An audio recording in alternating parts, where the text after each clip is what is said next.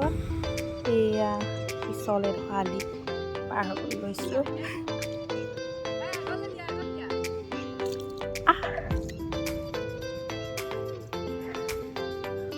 পাৰিলোঁ পাৰ হ'বলৈ।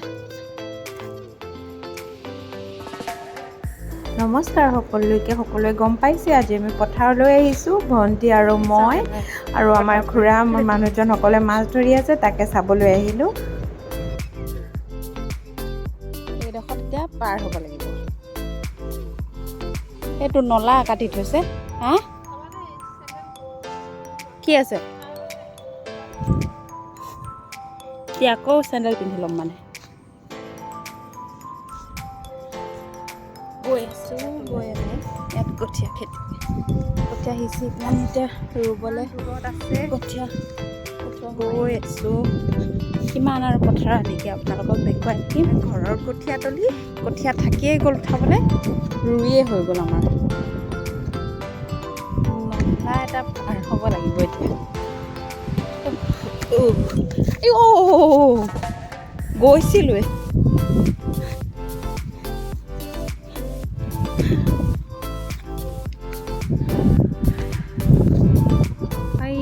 আমাৰ মাছ ধৰা ৰাইজ মাছ ধৰি আছে। সোমা ফৰক ফৰাককৈ সোমাব এতিয়া ভৰি নাই, নোৱাৰিছোঁ। পাৰিছোঁ নাই। পিছল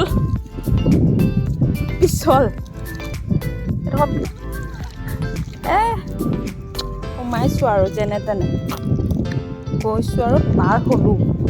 বোকাডোখৰ পাৰ হৈছোঁ না, আৰু এডোখৰ আছে বোকা ইয়াত।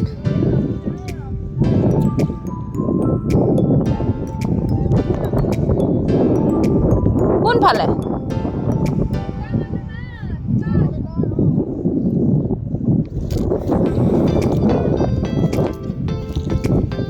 সোমালোঁ যেতিয়া সোমালোঁ, এনেও লেতেৰা তেনেও লেতেৰা। খালি মোক কাপোৰ ধুবগৈ লাগিব। তই যেনিবা চুটি হাফ পেণ্ট যে একো নাই।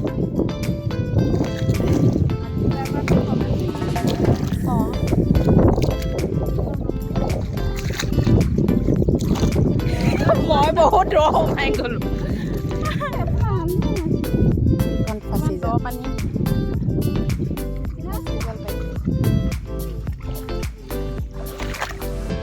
বহুত দ দেই, আঁঠু ওপৰ পাৰ হৈ গৈছে পানী।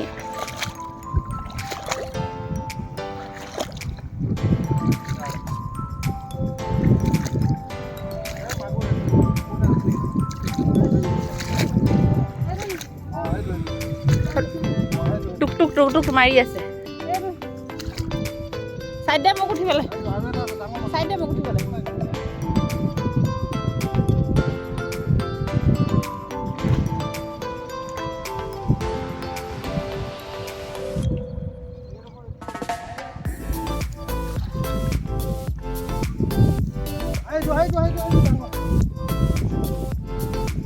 এইটো নিজে নিজে হৈ আছে নেকি?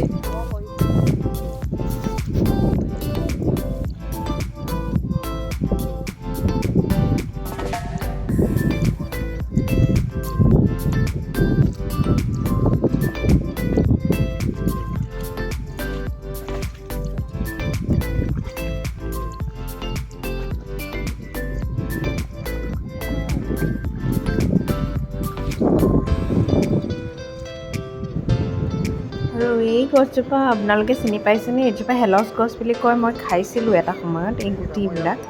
আৰু এয়া হৈছে আমাৰ মাছ। তাৰপিছতে ভণ্টিয়ে মাৰিলে ফটো, আৰু এনেকৈ আমি দুজনী ফটো মাৰিলোঁ। আৰু আজিৰ ব্লগটো ইমানেই আছিল। Bye bye.